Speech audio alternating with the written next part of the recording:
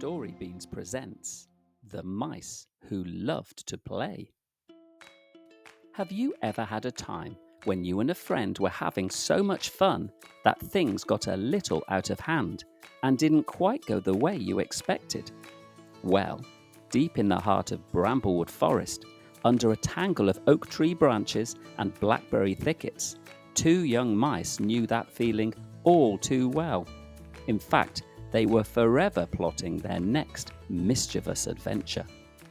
Mossy, a hazel dormouse with a soft caramel coat and bright, daring eyes, was always the one with the big ideas. His best friend, Pip, a nimble woodmouse with sleek brown fur and a twitching pink nose, loved nothing more than joining him in mischief. "Come on, Pip," Mossy often said.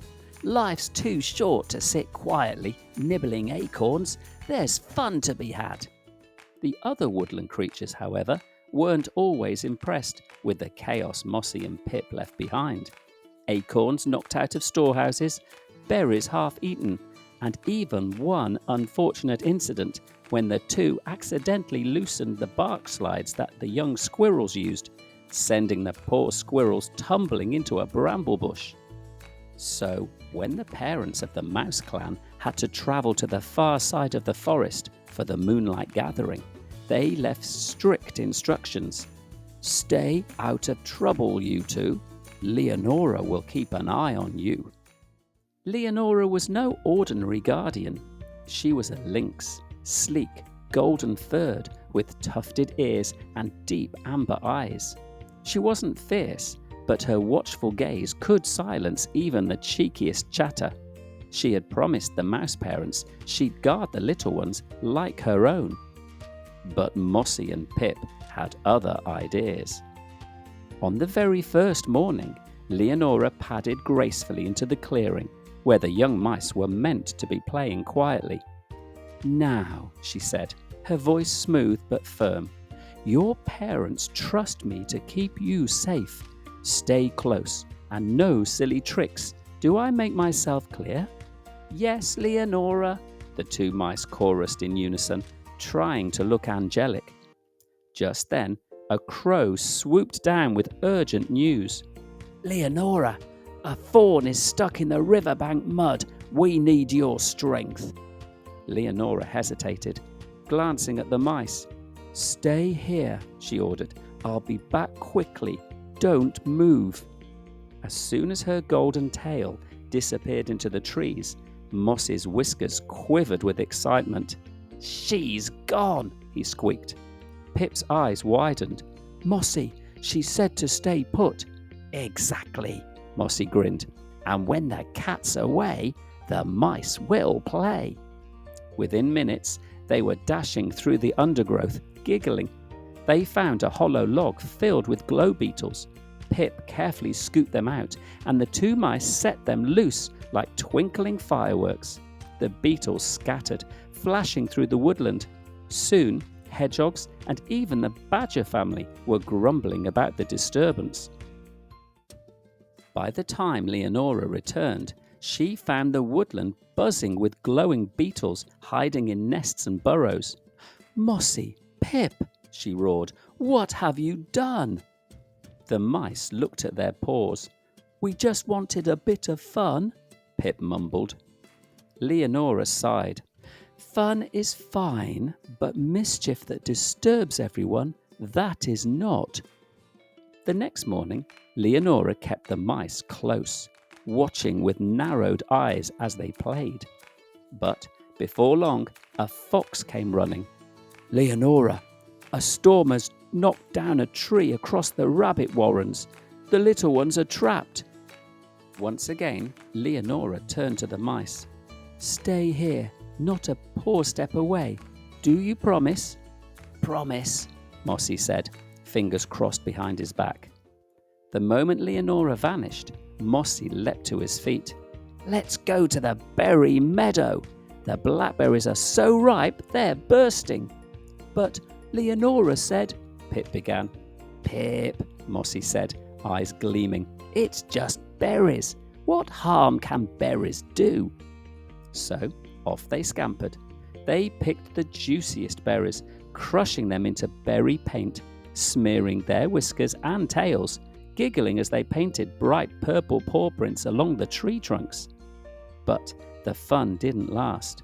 The bees who lived in hives near the meadow didn't take kindly to sticky paw prints on their flowers.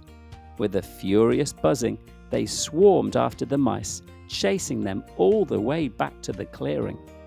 Lynora returned just in time to see 2 purple-stained mice tumble into the bracken, pursued by bees. She whisked them up with her strong paws and leapt to safety. "Mossy, Pip," she growled, exasperated. "I cannot turn my back for a single moment." The 3rd day dawned, bright and golden. Mossy and Pip actually tried to behave, at first. They played a quiet game of hide and seek under Lyonora's watchful eye. But then a squirrel scampered down with troubling news. "Lynora, the wind has blown open the grain store by the old oak. We need your help gathering the grain up before it spoils." Lyonora's ears twitched. She glanced at the mice, her amber eyes tired. "I must go. Please, please stay here. This is my last warning." The moment she left, Mossy turned to Pip with a wicked grin. "Do you know what this means? The entire grain store just waiting for us. I know a secret back way into it. Just think, mountains of seeds. We could build a castle." Pip hesitated, remembering the bees and the beetles, but the thought of climbing seed hills was too tempting. "Just for a little while," he said, with a twinkle in his eye. They scampered off, tumbling into the hidden back entrance of the grain store.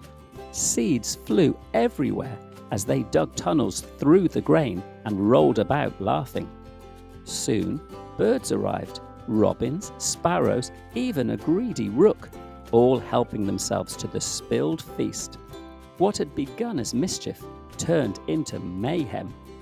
When Lynora returned, she found the store nearly empty, seeds scattered, birds squabbling, and in the middle of it all, 2 very guilty mice. This time, Lynora didn't shout. She simply sat down, outside the grain store, her golden fur shimmering in the sunlight, and looked at the 2 mice with deep sadness. "Mossy, Pip," she said softly, "I wanted to protect you, but each time I was called away to help others, you chose mischief over sense. Look around you. Your fun has caused trouble for every creature in the forest." Mossy's ears drooped. Pip shuffled his paws. For the first time, their games didn't seem so funny. "We're sorry, Lynora," Pip whispered. "We didn't think." "We just wanted adventure," Mossy added. Lyonora's eyes softened. "Adventure can be wonderful, but it doesn't have to cause harm. You are clever, quick, and full of spirit. Imagine if you used that energy to help instead of hinder." The mice exchanged a glance. Help instead of hinder? That sounded exciting. So, with Lyonora's guidance, they set to work. They gathered the remaining seeds, apologized to the birds, and even helped to patch up the grain store. Later that day, they visited the bees and the beetles to make amends, offering hazelnut shells as new beetle homes, and cleaning sticky berry stains from the flowers. It took the whole day, but little by little, the forest forgave them. That evening, under the silver glow of the moon, Lynora tucked the tired but wiser mice into their beds. "You see," she murmured, "it's not wrong to play, but real joy comes when your fun doesn't harm others. Mischief fades, but kindness lasts." Mossy and Pip nodded sleepily, and for once they truly meant it. When the mouse parents returned from the moonlight gathering, they found their children calmer, wiser, and even helping Lynora carry acorns. "What on earth happened while we were away?" their father asked in astonishment. Mossy and Pip grinned sheepishly. "Oh, let's just say," replied Mossy, "we've learned that when the cat's away, the mice can still choose the right way." And from then on, Bramblewood Forest was a little quieter, a little kinder, and full of adventures that helped rather than harmed. Thank you for watching Story Beans. See you next time.